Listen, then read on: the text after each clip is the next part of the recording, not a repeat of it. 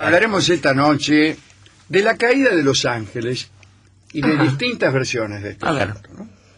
Los antiguos hebreos, por ejemplo, atribuían todo lo que sucedía en cualquier parte, ya sea en la tierra o en el cielo, al Dios único. La evolución de una fuerza diabólica singular, separada, que se enfrenta a Dios, comenzó recién en época bastante temprana, unos 200 años antes del nacimiento de Cristo. El Dios hebreo, tal como sucedía con Shiva, la divinidad de la India, encerraba lo creativo, pero también lo destructivo, en un principio único e indisoluble. Bien, el recuerdo o el relato más antiguo de ángeles castigados por su rebeldía apareció en el libro apócrifo de los secretos de Enoch. Recién allí aparece el adversario. Hacia la época en que se compiló el Nuevo Testamento, la influencia de Enoch había sido bastante asimilada, junto con las concepciones duales de los persas, ¿no? Ahí está el amigo Arimán. Zoroastro, llamado Zaratustra, ¿no? Sí, señor. Y efectivamente Arimán era el diablo, y por el otro lado Ahura Mazda u Hormuz, la divinidad creadora y bienhechora, ¿no? Ahí empezaron a aparecer nombres del escindido. Probablemente son nombres influidos, nombres o la idea también, más que los nombres, proviene de los persas. Y los nombres son Satán, Azazel, Belcebú, Belial, Asmodeo, Tier, Zamael, Gadriel, Asmodeo, Mefistófeles, Lucifer. Sí. Existen por lo menos 7 versiones diferentes acerca de cómo apareció Satán y cómo logró reunir tal cantidad de seguidores. Mientras que Enoch solo menciona 2000 rebeldes, allá por el siglo XIII esa cantidad se había elevado. De acuerdo con lo escrito en el obispado de Tusculum, recuérdese que Tusculum es una localidad de Italia, famosa porque allí tenía una villa Cicerón, en las afueras de Tusculum, cerca de la puerta. Exactamente. Sin inmigrantes japoneses ni nada. Como quien va para Tusculum.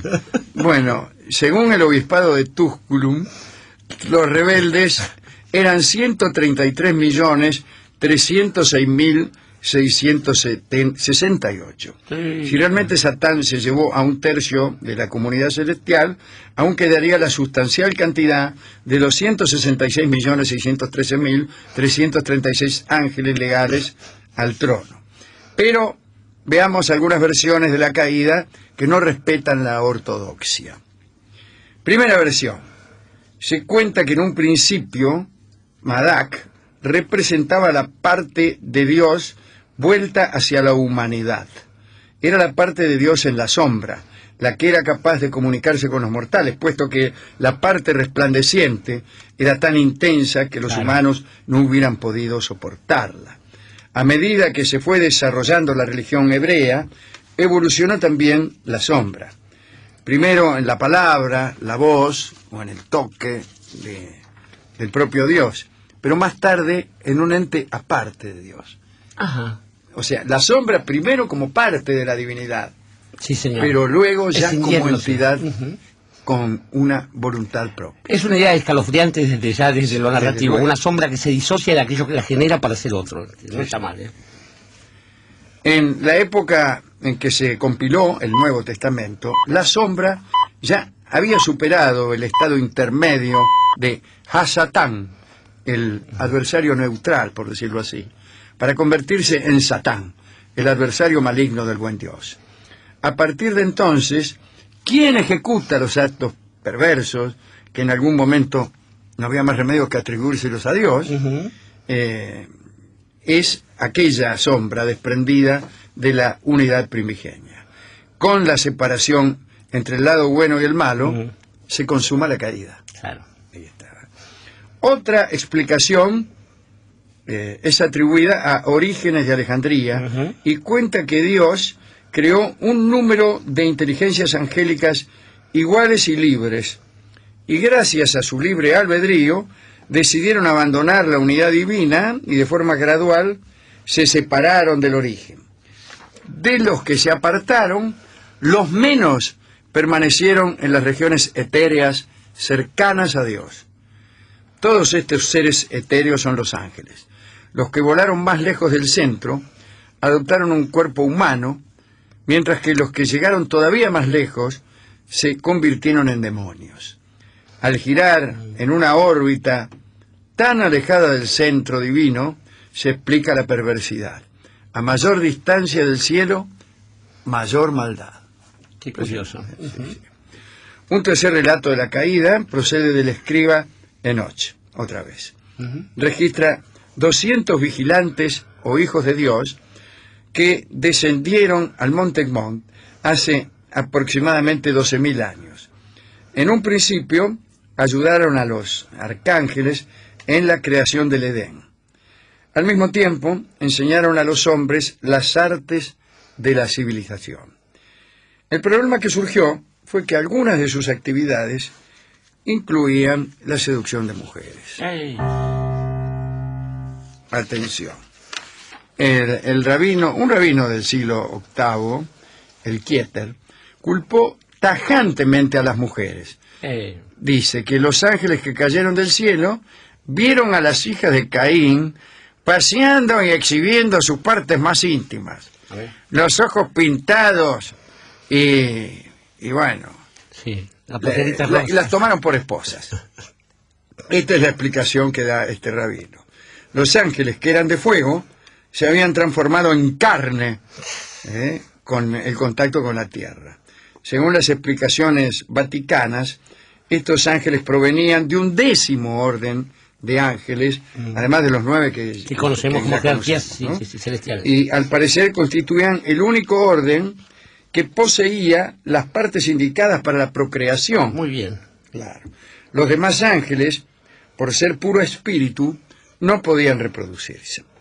Estos ángeles terrenales no solo cohabitaron con los mortales, sino que también les enseñaron muchas de las formas o de las ciencias del cielo, por ejemplo, la forma de construir armas de metal, fabricar perfumes y cosméticos para que las mujeres fueran todavía más deseables. O sea que todo lo que saben hoy, Helen Curtis, Dorothy Gray, Angel Face, todo eso fue una sabiduría robada al cielo por estos ángeles del 10º orden. ¿Cómo puede ser?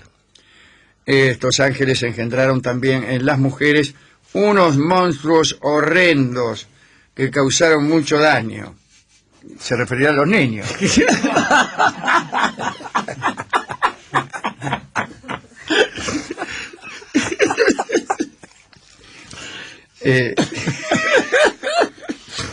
Pero finalmente fueron aniquilados por los ángeles fieles al trono. Por su parte, Dios envió a los padres angélicos, quiero decir, aquellos que habían engendrado con las mujeres, a las tinieblas eternas. Bien hecho, ahí está. Otra historia. Otra historia acerca de una caída angélica explica que un ángel quiso sentarse en el trono de Dios y Dios lo expulsó de una patada. Es una versión muy simplista. El demonio no sería más que un tipo que se sentó donde no debía. Pasaba en el trono de Inglaterra todos los días, claro. ¿No? Es algo muy banal. Y vamos con la última. Parece que Dios había presentado a Adán, su creación, a las jerarquías celestiales. El ángel Samael se negó a saludarlo.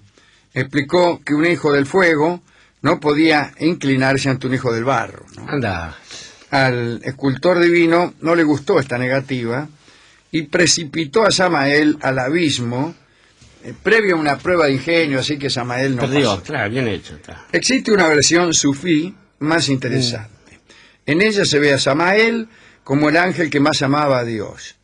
Cuando creó a los ángeles, Dios les dijo que no debían inclinarse ante nadie más que ante él. Después creó a Adán, a quien Dios consideró más importante que los ángeles, y les ordenó entonces inclinarse ante la nueva figura, olvidando o revocando su mandato anterior. Samael se negó a ello incapaz de desobedecer el primer mandato. Dios no comprendió el dilema de Samael y lo expulsó del cielo por un malentendido, digamos. Para Samael, el sufrimiento mayor del infierno fue la ausencia del bien amado. Y para la tradición sufí, el infierno constituye la terrible soledad de la separación del amor. En esta historia, Samael aborrece al hombre como el nuevo objeto de amor de Dios. Como un amante despechado y celoso, ¿no? Algo así, como la criatura que lo ha sustituido. Claro. Y esta es la última y quizá la más bella de las historias que teníamos para contar hoy. ¿A quién quiere dedicarle? Estaba pensando, Alejandro, estaba recordando, se me venía a la cabeza una frase de un gran poeta que dice: todo ángel es terrible. Y efectivamente hay mucho de eso hasta que lo descubrieron en el siglo XIX. Pero recordaba que la liturgia católica se volvió, a medida que fue pasando el tiempo de la creación de Satán, se volvió muy cuidadosa e incluso decidió en algún momento decidir que los únicos que podían enfrentarse en el diálogo al demonio, eran los jesuitas. Eran los jesuitas, uno de cuyos miembros es hoy la cabeza de la Santa Madre Iglesia. Jesuitas que son los que tienen acceso al Maleolum Maleficorum y a todos los textos que hablan sobre la cuestión de los servidores de Satán. A Satán mismo y a sus secuaces se puede enfrentar solo un jesuita. Recordaba el momento de la Biblia en que es expulsado un demonio por el Cristo, que dice: mi nombre es Legión, la multiplicidad de nombres que puede cobrar el demonio, que nosotros lo sabemos por otros motivos, por aquí. Y estaba pensando en los aliados de esa entidad, que suelen ser efectivamente las mujeres y los gatos. Digo esto sin entrar en disquisiciones de lengua, los que somos aficionados a ambas especies, nos parece que es un poco injusto a esta altura. Pero la pregunta de quién hace el mal es la que ha motivado un montón de cosas, y me gusta recordar la forma en que el Islam también acomete la presencia de un ángel, de un arcángel, en este caso Gabriel, porque hay un diálogo de discusión. Gabriel le dice: vos andá y escribir. Y Mahoma le dice: no sé escribir. Y Gabriel dice: vos andá. Que supongo que algo parecido lo habrán dicho a José a la llegada del arcángel, claro, para comunicar la buena nueva a María. Estaba pensando también que las jerarquías, que son muchas, acá hemos hablado de serafines, querubines y eso, son también, hay también jerarquías demoníacas, y volvemos a recomendar, si me lo permite Alejandro, el caso de las trompetas celestiales, sí, donde algo oscuro pasa. En cualquier caso, me gusta esta idea de Samael, me gusta lo de las partes para la procreación, porque ¿qué sentido tiene la discusión sobre el sexo de los ángeles si carecen de las partes necesarias para pecar? Pero respecto de Samael, la idea del amante celoso, creo que la pérdida de la conciencia que hace que alguien se vuelva loco de celos debe ser seguramente una de las formas más frecuentes del infierno, ¿no? Hay un libro estupendo de Giovanni Papini que se llama El Diablo, claro. Donde él dice que el destino final del diablo es ser perdonado. Pero es genial. Me gusta esa idea. Muchísimo. ¿Sabes que estuve leyendo hace muy poco, limpiando la biblioteca, encontré El Diablo de Papini, y realmente es una obra maravillosa. En cualquier caso, lo que sí hemos sabido aquí desde siempre es que llega un momento en la definición de los tiempos en que se enfrentan San Miguel, el arcángel elegido por Dios para enfrentarse a las fuerzas del mal, y hay una batalla que se está desarrollando en este momento. Y creo que, ya sea de un lado o del otro que sucedan las bajas, tal como pasa en la mayoría de las guerras, siempre uno se debe enfrentar como un prodigio, así cuando sucede la muerte del ángel. Y la muerte del ángel es también un tema musical compuesto por Astor Piazzolla, que vamos a escuchar ahora en la versión de su autor.